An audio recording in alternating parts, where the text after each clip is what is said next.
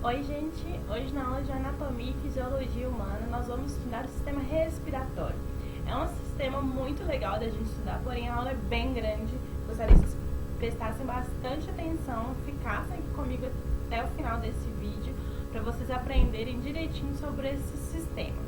Nós vamos estudar tanto a parte anatômica, né, como fisiológica, de forma geral e também de forma específica. Então, nós vamos falar sobre a respiração, os tipos de respiração, todas as estruturas que compõem o sistema respiratório, né, a árvore respiratória, mas também algumas estruturas que vão auxiliar na respiração. Então, para começar, a função do sistema respiratório nada mais é que a troca de gases. Quando a gente inspira o ar, né, a gente está inspirando o ar atmosférico como um todo. Dentro do ar, cerca de 21% a gente tem oxigênio. As nossas células, elas precisam de oxigênio. Então, a gente inspira o ar, o nosso corpo é capaz de captar esse oxigênio que está no ar atmosférico, utilizar e liberar o gás carbônico, né, que é o CO2. Quando a gente expira, a gente está liberando esse gás carbônico. Então, nós vamos falar sempre dessa troca entre oxigênio e gás carbônico. Aqui vocês estão vendo como um todo, tá? O sistema respiratório. Nós vamos falar sobre cada uma dessas estruturas separadamente. Então, as funções, a gente chama essa troca entre gás carbônico e oxigênio de troca gasosa, né? Porque é entre gases. Né, captar o oxigênio, como eu disse para vocês, a gente inspira o ar e é capaz de captar o oxigênio para as células utilizarem e eliminar o CO2, né? Então essa seria uma outra função. A gente tem dentro da nossa cavidade nasal, né, dentro do nariz, a gente tem os receptores para a sensação de olfato, né? Por isso que a gente consegue sentir o cheiro, né? Então a gente tem os receptores, que são células especializadas em captar as sensações de cheiro, né, do olfato. E aí essa informação é levada pelo sistema nervoso até o meu cérebro, que interpreta aquele cheiro. A gente também faz a filtração do ar, né? Como o ar ele tem várias impurezas, a gente precisa então filtrar esse ar, tá bom? Então a gente vai fazer isso dentro do sistema respiratório. E além disso, né, eu tô aqui falando com vocês, é por causa do sistema respiratório que eu tenho essa capacidade que a gente chama de fonação. Nós vamos estudar, né, que a laringe é um órgão específico aí para fonação. Além da cavidade oral, né, então eu produzo o som aqui, né, tanto que se vocês colocarem a mão aqui, ó, enquanto falo, vocês vão sentir que tá vibrando, né, são as pregas vocais que estão aqui vibrando. Então, é produzido aqui o som, mas o som sai pela boca. E aí a minha articulação, língua, dentes, toda essa articulação da cavidade oral que faz com que esse som saia da maneira como a gente escuta. A gente pode dividir o sistema respiratório em vias aéreas superiores e vias aéreas inferiores. Então, até a laringe a gente fala que é superior, e da traqueia em diante inferior, tá bom? Então essa é uma divisão, superior e inferior.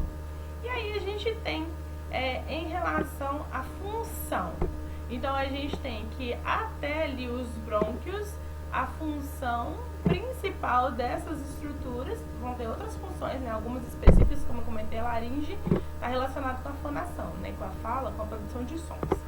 Mas como geral, né, no sistema respiratório, esses órgãos aqui todos vão conduzir o ar, vai ser a passagem do ar. E aí quem realmente faz a respiração são os pulmões. Hematose, gente, então nós vamos ver que nós temos 3 tipos de trocas gasosas, tá bom? Então a primeira troca gasosa é quando eu tô inspirando e expirando. Então entrou o ar e saiu o ar. Essa primeira troca, a gente chama ela de respiração pulmonar.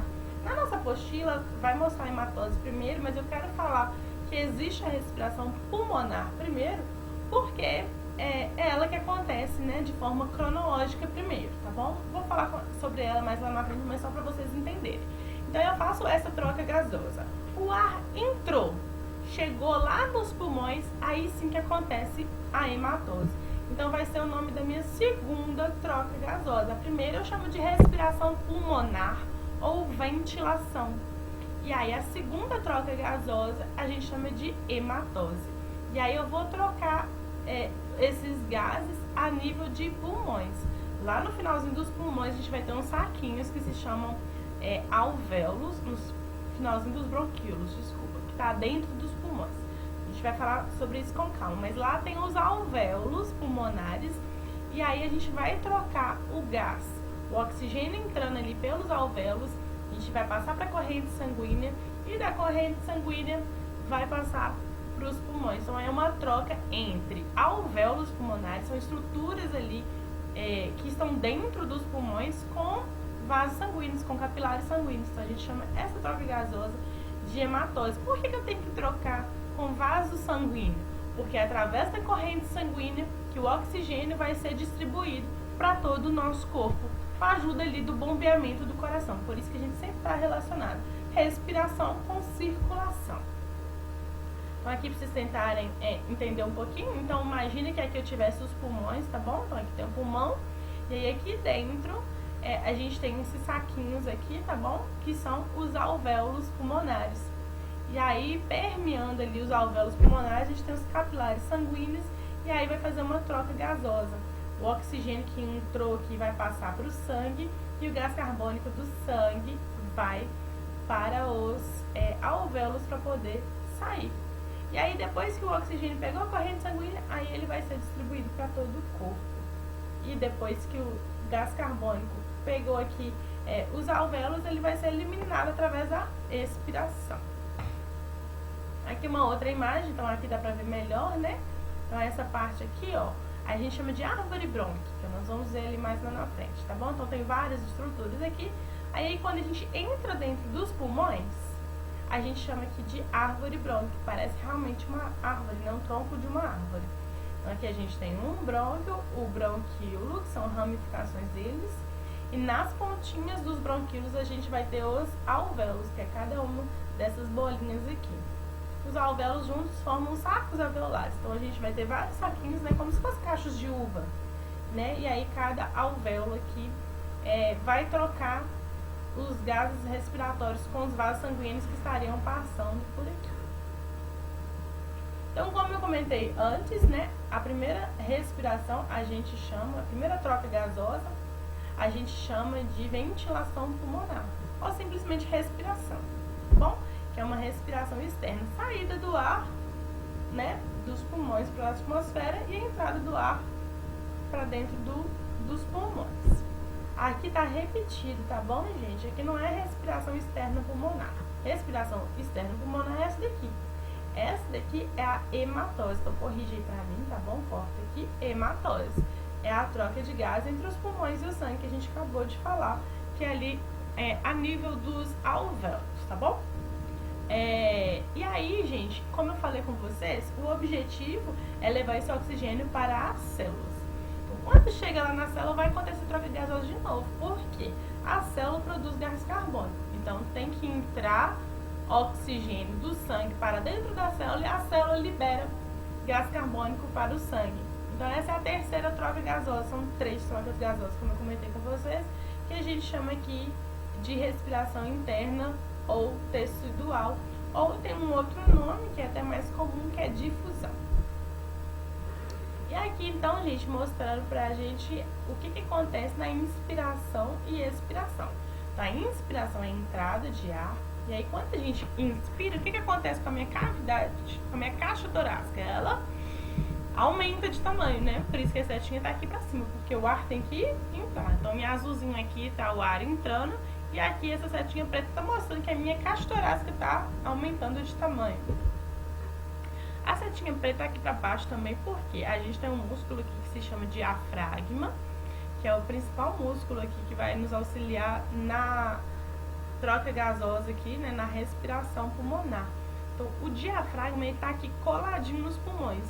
Para minha caixa torácica aumentar de tamanho e o ar entrar lá dentro, o diafragma ele tem que descer. O diafragma é um músculo e aí ele desce. Isso está acontecendo na contração do diafragma, ele está descendo. E aí a cavidade torácica consegue se expandir. E aí na expiração acontece o contrário. O ar tem que sair, o diafragma então empurra o ar ali, isso aqui é o relaxamento do diafragma, porque essa é a posição natural dele, e a caixa torácica vai reduzir de tamanho. Então, como eu falei, aqui tá falando a mesma coisa do que eu já falei, tá bom? Então, o que é inspiração? Então, o ar entrou, diafragma desceu, caixa torácica expandiu. E a expiração é o contrário, o ar saiu, diafragma subiu, caixa torácica reduziu de tamanho. Tem eu falei com vocês que o diafragma é o principal músculo da respiração pulmonar, mas a gente tem aqui, ó, se vocês forem ver aqui, ó, aqui tá representando as costelas. Então, é como se a gente tivesse tirado as costelas para visualizar os pulmões. Então, essa parte mais cinza aqui seria as costelas. E aí, entre as costelas, vocês estão vendo aqui vermelhinho, são músculos. Então, a gente tem músculos que a gente chama músculos intercostais, que estão entre as costelas. Então, eles também ajudam a gente na respiração. Alguns pacientes, vocês vão ver que quando eles não estão conseguindo respirar adequadamente, a gente consegue visualizar, porque isso aqui normalmente acontece assim, a gente expande e retorna. Se vocês forem olhar em vocês mesmos, vocês não vê ali os músculos se movimentando, esses intercostais, mas eles estão ali auxiliando. Quando o paciente está com uma dificuldade respiratória, aí a gente vê nitidamente esses músculos ali movimentando, tentando colaborar aí para a respiração. Ventilação pulmonar, então já comentei com vocês, né? Essa troca gasosa com o meio externo, né? Dos próprios pulmões. Então aqui mais um desenho para mostrar para vocês o que a gente já comentou. E aí, então, a minha composição estrutural do sistema respiratório, como que ele pode ser dividido? Nós vamos falar sobre cada uma das estruturas. Então, o sistema respiratório superior vai ali até a laringe, tá? Na verdade, a laringe tem que estar aqui em cima. E o sistema respiratório inferior, ele vai o restante até os pulmões. Na verdade, a laringe é quem divide ali, superior e inferior. O nariz, gente, então o nariz é essa parte, a gente tem a parte externa aqui que a gente toca e a gente tem uma parte interna. Ele tem essa forma, né, de pirâmide triangular, tem dois orifícios, né, que a gente chama de narinas, e no meio aqui, ó, dentro do nariz, tá, a gente tem o septo nasal. Aí você já deve ter ouvido falar, a pessoa que tem desvio de septo, né? Então o septo, ao invés de estar ali no meiozinho do nariz, ele está desviado e aí a pessoa tem uma dificuldade de respirar. E aí a gente faz a cirurgia para corrigir, colocar ele no certinho. A gente tem 4 seios paranasais. O que é isso? São cavidades. Então, essa parte externa aqui do nariz, né, tá aqui na face. Aí lá dentro do crânio, né, na parte óssea, a gente vai ter 4 cavidades: frontal, esfenoidal, maxilar e atrás do nariz, etimoidal. Tá relacionado com o nome dos ossos, tá bom? Quando a gente for estudar os ossos do crânio, sistema esquelético, a gente vai ver que tem esses nomes. E o que seria isso? São cavidades dentro dos ossos. Então, imagine que o osso ali, ele é plano, mas vai ter um buraco dentro dele. Então, por isso que tem uma cavidade. Essa cavidade, gente, é que inflama e aí a pessoa tem a tal da sinusite. Então, o que é a sinusite? É a inflamação dos seios paranasais, que são cavidades que a gente tem nos nossos ossos, tá bom? Do crânio, ali da face, na verdade. Então, por isso que as pessoas têm essas dores, né? Na região frontal e aqui, assim, ó, normalmente as pessoas referem dores da sinusite nessas regiões, tá bom? Então, são cavidades que a gente tem. Então, aqui mostrando, né? Vista lateral do nariz, aqui tem as partes, né? Do nariz, então, aqui a gente tem a radix, o dorso do nariz, a ponta do nariz, essa partezinha aqui é a columela. O septo, como eu falei, é a parte de dentro aqui, tá bom? Que é aquela divisão. E aí a gente tem, né, osso nasal, nós vamos estudar lá no sistema esquelético, tá bom? Mas a maior parte dele aqui é de cartilagem, por isso que a gente tem essa mobilidade toda, né, nessa parte aqui. Mas aqui a gente pode pressionar que a gente vai sentir que é osso. Então, nós já comentamos, né? O nariz, nós sabemos que está no meio da nossa face.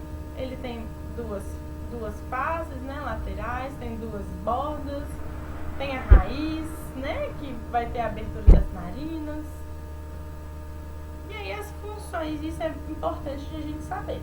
Então, a gente tem a função tanto de filtragem, aquecimento e umidificação do ar, porque o ar, ele entra muitas vezes seco, né? A não ser que a gente está com uma umidade muito boa do ar, que é raro, principalmente a gente que mora aqui em BH, mas a gente precisa de umidificar, né, esse ar, para ele não ressecar as nossas vias aéreas. Então a gente vai ter aqui um muco que vai fazer essa função. Além de umidificar, também tem a função de filtrar. Então o muco também é importante para filtrar o ar, para segurar aquela sujeira que entra. E além de tudo, aquecer. Então quem aquece são os vasos sanguíneos. Então, você já deve ter tido sangramento nas aulas, vocês sabem como que a gente tem diversos vasos sanguíneos aqui, bem fininhos, né? Por isso que é fácil de sangrar, né? De a gente ter uma ruptura, né, desses vasos. E aí esse sangue vai escorrer. Mas então, é esse sangue, é esse vasinho, na verdade, que confere o aquecimento para o ar. Tá? Às vezes num dia muito frio, a gente sente até arder no nariz, né? Que realmente incomoda. E aí a gente tem os vasos sanguíneos com essa importância aí para aquecimento. A gente também recebe estímulos olfatórios, como eu já comentei com vocês. A gente tem as células receptores ali para a gente conseguir sentir os cheiros. E além disso, é uma câmara de ressonância para os sons. O que significa isso? Vocês vão ver depois, numa figura vai ficar mais claro que a gente tem uma comunicação entre nariz e boca atrás. Então o que acontece? Como eu falei com vocês, o som ele é produzido aqui pela laringe. Então, quando o som vai sair, ele vai sair pela boca, mas ele também passa pelo nariz, porque é uma comunicação única.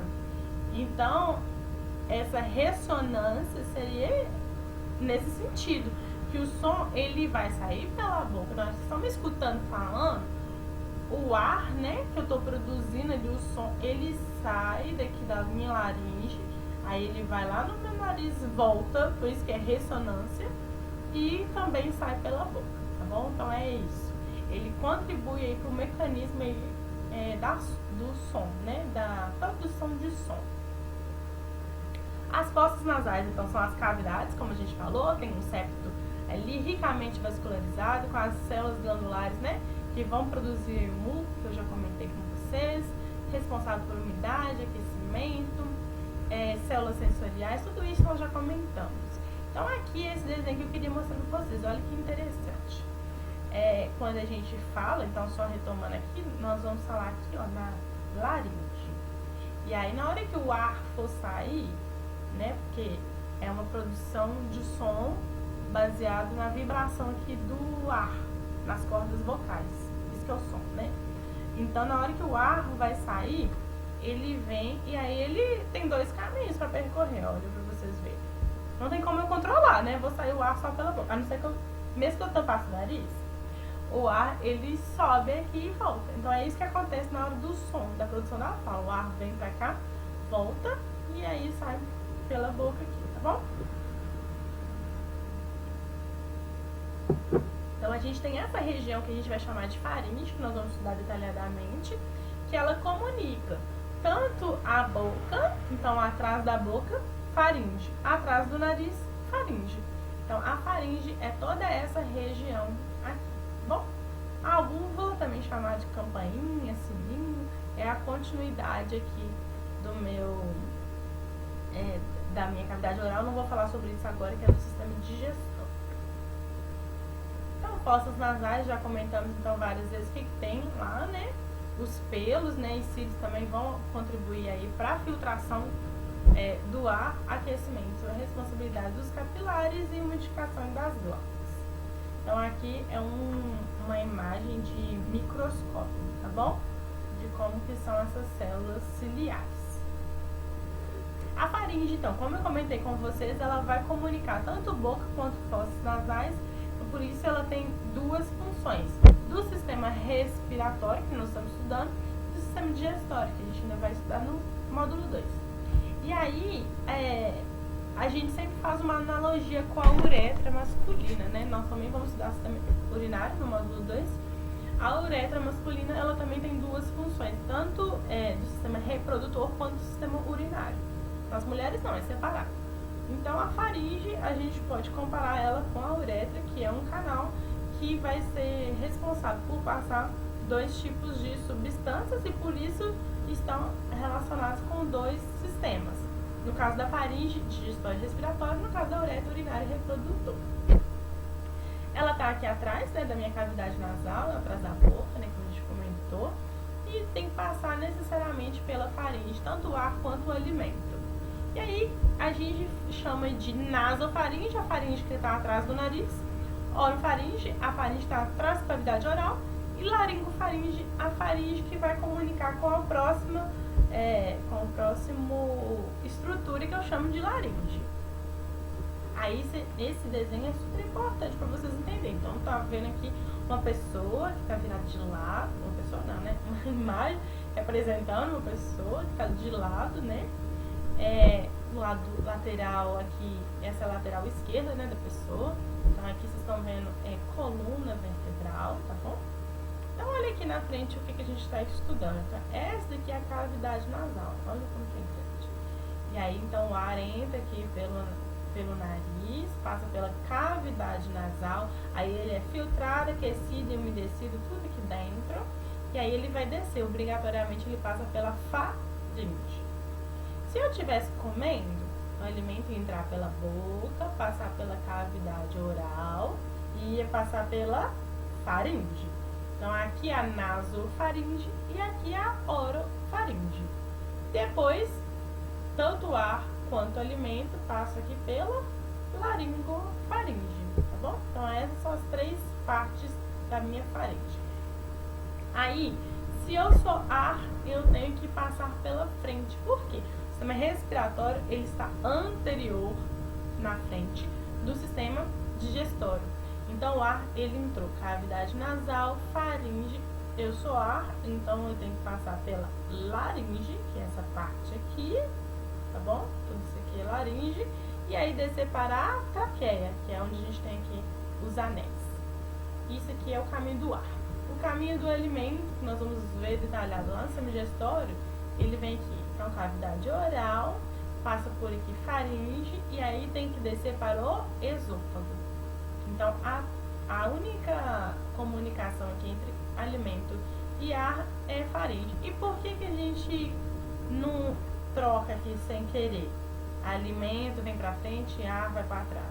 Porque a gente tem aqui uma abertura que se chama glote e uma tampinha que se chama epiglote. Então a epiglote é a tampinha aqui da glote. A glote é a abertura da laringe para caminho do ar. Então quando a gente vai comer, o que acontece? A gente deglute, né, engole, aí existe um reflexo aqui, né, da deglutição, faz com que a epiglote feche a glote. Então, glote fechada, o alimento só pode descer pelo esôfago. Ah, professora, mas eu engasguei. É porque você teve uma falha aqui no mecanismo de abertura e fechamento epiglótico. A professora e eu que como e conversa ao mesmo tempo. Mais chance, a epiglote fica assim, ó. Você tá falando, a epiglote tá aberta. Você tá comendo, a epiglote fecha. Então, fala, come, fala, come, fala, come. Aí uma hora isso daqui pode dar errado. E aí você engasga o alimento que tinha que descer pro esôfago. Ele vai querer pegar o sistema respiratório. Tá bom? Então aqui mais uma imagem, tá? Mostrando pra gente. Aqui tem muitos nomes que são do sistema digestório, tá bom? Palato, tudo, língua, porque tá da cavidade oral. Então vamos olhar só aqui na parte do sistema respiratório. Então cavidade nasal, aqui as três partes da faringe. E aí o ar vem aqui pra frente, né? Na região anterior, que eu tenho a laringe com a minha glote e epiglote. E depois, na sequência, a traqueia. E aqui, simbolizando a parte do sistema respiratório, só a parte tá colorida aqui só a parte do sistema respiratório, tá? Mostrando aqui pra gente só como que vai comunicar o digestório com o respiratório aqui na faringe. Então, gente, a faringe nós já comentamos, né? Então, ela faz parte dos dois sistemas. A laringe, então, a laringe, ela vai ser a continuidade da faringe no sistema respiratório. É nela que a gente vai ter a fonação, produção do som, que nós comentamos. Temos a epiglote, nós já falamos. A cartilagem tireoide maior, que é essa parte aqui, ó, dilatada, que nos homens é maior, né, que a gente chama de pomo de Adão. É a cartilagem tireoide, porque a gente tem a glândula tireoide aqui, e aí ficou com esse nome, tá bom? A gente tem a glândula tireoide aqui do lado, para se dar no sistema endócrino. E a gente tem a cartilagem cricoide, que é uma cartilagem que vai dividir aqui a laringe da minha traqueia. Aí eu vou mostrar para vocês na imagem, tá bom? Aqui nós já comentamos. Então, a epiglote, essa imagem é uma visão anterior, então como se vocês estivessem vendo aqui de frente para mim. Então, a epiglote está levantada, então está permitindo a condução do ar aqui na frente, tá bom? Essa aqui é a cartilagem tireoide, que é o pomo de Adão, tá aberto aqui pra gente, tá bom? Pra gente enxergar. Na verdade, essa aqui é fechada. E aqui a minha cartilagem cricoide. Aqui nessa região, entre cartilagem tireoide e cartilagem cricoide, a gente vai ter a fonação, né? Então, as pregas vocais são as regiões que vão vibrar ali na hora que passa o ar, pra gente conseguir falar.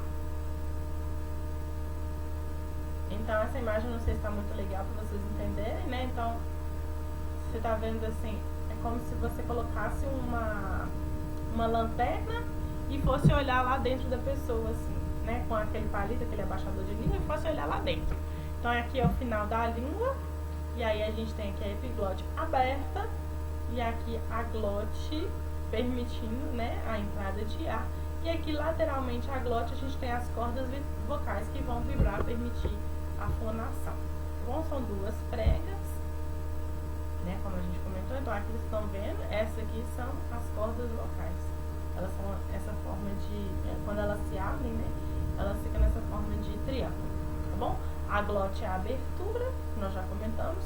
A epiglote, que é a tampinha que fecha. Então essa visão é uma visão superior, né, que é a base da língua. Então, já comentamos, tá bom? Então, vou mostrar pra vocês na imagem, que vai ficar mais interessante. Já comentamos tudo isso. Na verdade, deixa eu ver se tem outra imagem. Não, não tem não. Deixa eu voltar aqui. Tinha uma imagem, peraí, gente. Deixa depois, se aparecer, eu mostro de novo pra vocês.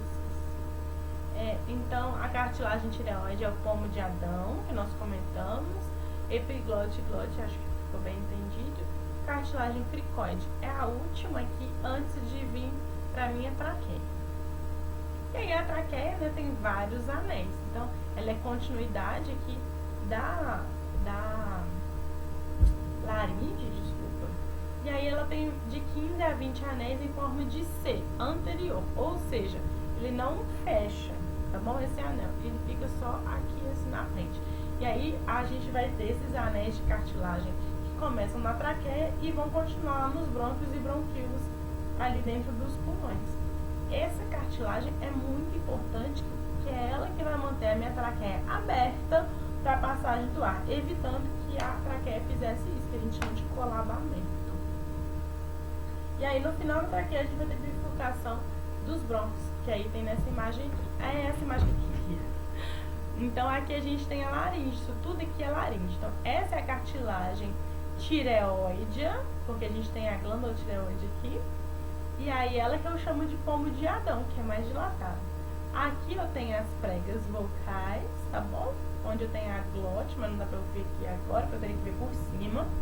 E essa daqui é a cartilagem cricoide, que é a última cartilagem aqui, entre laringe e traqueia. Então, traqueia são vários anéis, né? Ela é um tubo muscular com vários anéis de cartilagem, né, que vão permitir a entrada e saída do ar aí entre meio externo e pulmões. Então, aqui, gente, Quando eu tenho essa bifurcação da traqueia, eu vou chamar de brônquios.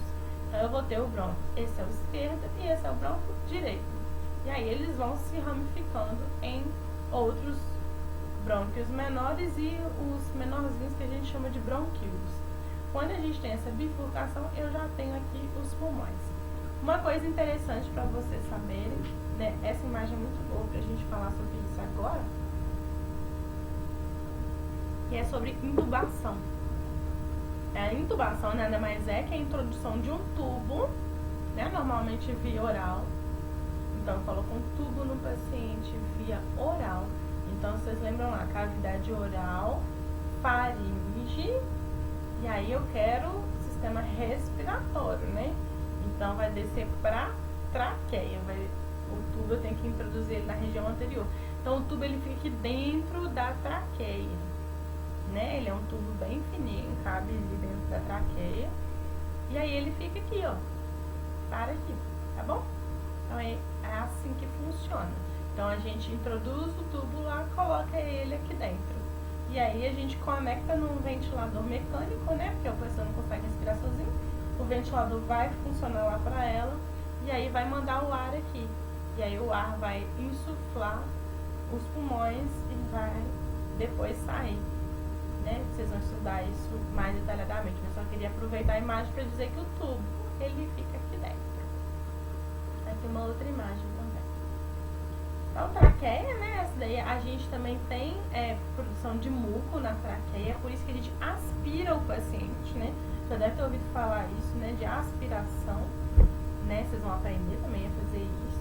É um procedimento que a gente tem que fazer obrigatoriamente todo paciente que está entubado, porque ele não consegue eliminar sozinho esse muco, né? Às vezes a gente até sente assim, a gente chama até de pigarro, né?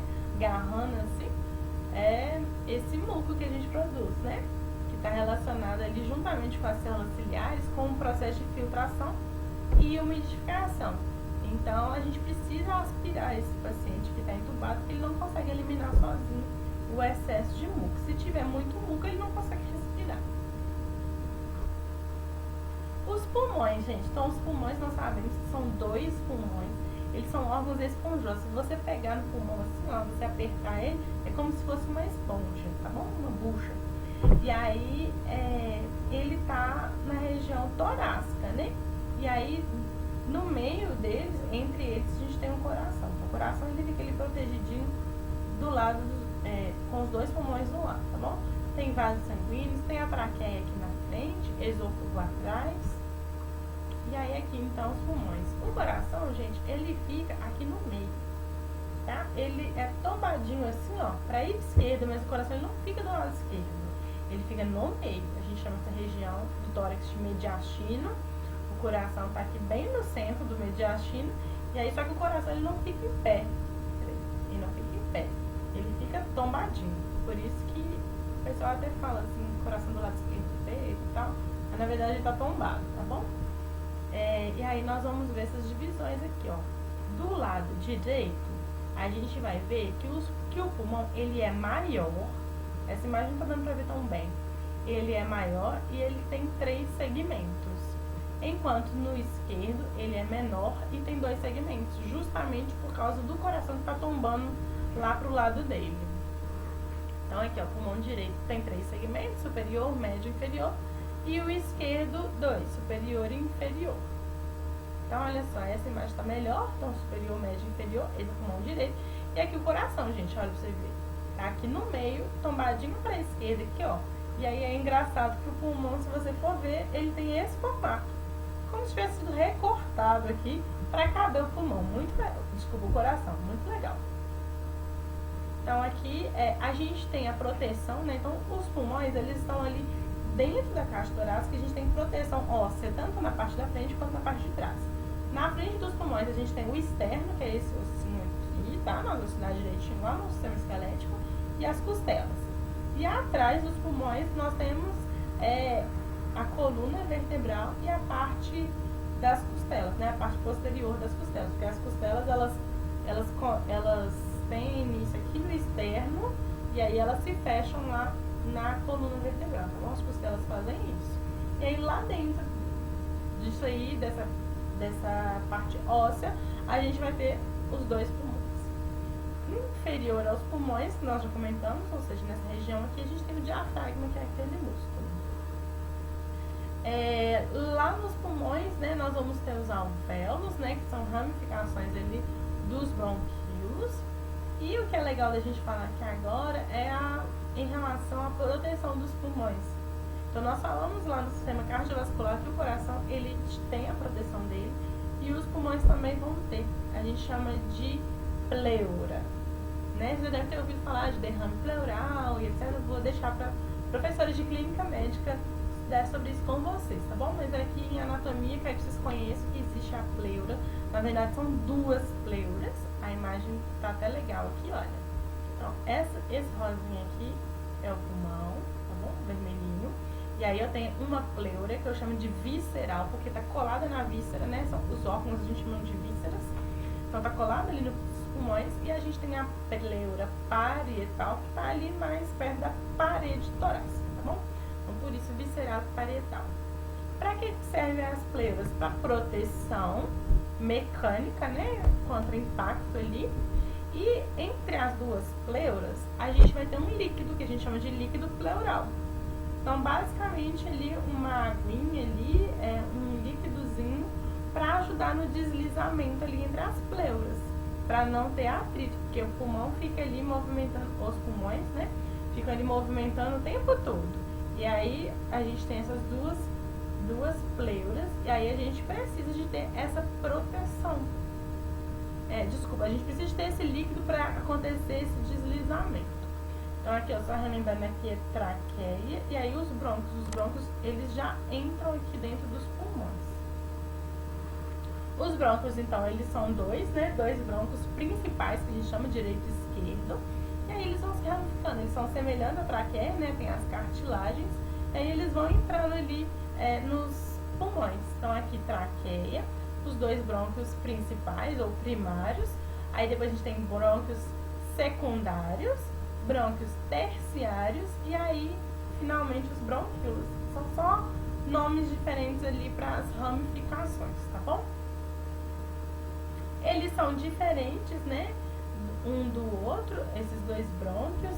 A gente vê que o brônquio direito ele é mais retilíneo e mais curto, justamente por causa do coração que está aqui, ó. E o brônquio esquerdo ele é mais angulado, né, e mais alongado, que é o que eu já falei aqui com vocês. Os bronquíolos, né, eles são ramificações dos brônquios. Lá no finalzinho a gente tem os alvéolos, que é onde a gente vai fazer a troca gasosas hematose, que nós comentamos, né? Então aqui a gente tem os alvéolos, né, no finalzinho ali dos bronquíolos. Diafragma, nós já estudamos o sistema muscular, né? E aqui de novo, né? Então é esse músculo que é muito importante na minha respiração. Esse é o formato dele, né? A gente fala tipo um paraquedas, né? E ele tá aqui encaixadinho. E aí ele também, além de participar aqui do sistema respiratório, a gente utiliza ele como divisão entre o tórax e o abdômen. Então, para baixo do diafragma a gente chama de abdômen, para cima é o tórax. O nervo frênico, gente, é o principal nervo para inervação, né, do diafragma. Então vocês devem lembrar, né, que o sistema nervoso ele está conectado com o sistema muscular, porque o músculo ele só se movimenta se eu tiver o sistema nervoso comandando. Quem comanda aqui o músculo diafragma é o nervo frênico, por isso que ele é muito importante, tá bom? Surfactante, gente, é uma substância muito importante também, vocês vão estudar de novo lá na disciplina de pediatria, porque a gente, no desenvolvimento, né, vocês vão ver que saúde da mulher e pediatria, né, a gente já tá lá nos dois. Durante a gestação, a criança ela vai se desenvolvendo aos poucos, né? Um dos órgãos que vai demorar mais para ficar maduro são os pulmões. Por isso que crianças prematuras têm muitos problemas respiratórios. O surfactante, por exemplo, ele é uma substância que ele vai ser produzido por volta da 34ª, 35ª semana de gestação, ou seja, 34, 35 semanas. Se a criança nasce prematuro antes disso, né, tipo 30 semanas, não vai ter surfactante. E se não tem surfactante, o que vai acontecer? Dificuldade respiratória, porque o surfactante é a substância que ajuda a manter os alvéolos abertos. Então, os alvéolos são aqueles caquinhos, né, do final ali da minha árvore respiratória, que vão fazer as trocas gasosas, a hematose, com os capilares sanguíneos. Se eu não tenho surfactante, o alvéolo fica fechado, não consigo fazer troca gasosa, não consigo respirar, tá bom? E o bulbo, gente, pra gente finalizar a aula de hoje, o bulbo ele é uma estrutura do sistema nervoso central. Vocês devem se lembrar, né, da aula do sistema nervoso.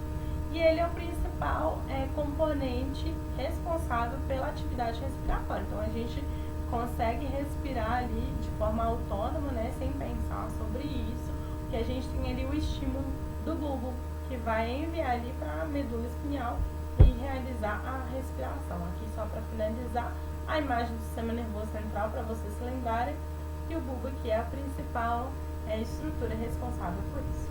Essa foi a aula de